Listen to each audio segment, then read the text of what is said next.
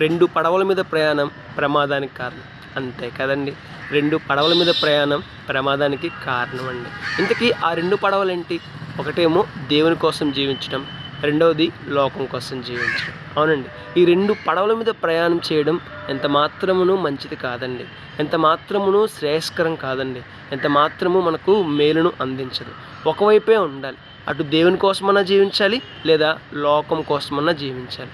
అటు ఇటు రెండింటి మీద మనం ప్రయాణం చేసినట్లయితే రేపటి దినాన దేవుడి నుండి అసహించబడడానికి అవకాశం ఉన్నది. దేవుడు చెప్పారు కదా, నువ్వు చల్లగానైనా ఉండాలి, వెచ్చగానైనా ఉండాలి. నులివెచ్చగా ఉన్నట్లయితే నోటి నుండి ఉమ్మి వేస్తానని చెప్పారు. ఈ మాటకి అర్థం ఏంటి?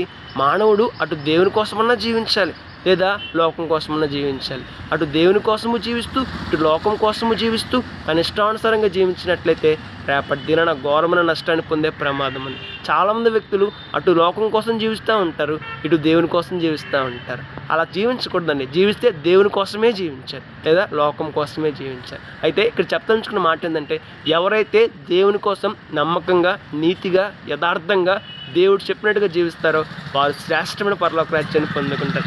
ఎవరైతే దేవుని విడిచిపెట్టేసి లోకము కోసం, లోకం చెప్పినట్టుగా పాపమును ప్రేమిస్తూ జీవిస్తారో వారు నష్టాన్ని పొందే ప్రమాదం ఉంది. మరి మన జీవితం ఎలా ఉన్నది?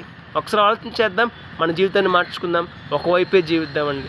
2 వైపులా జీవించినట్లయితే నష్టాన్ని పొందే ప్రమాదం ఉంది. మన జీవితం ఎలా ఉన్నది?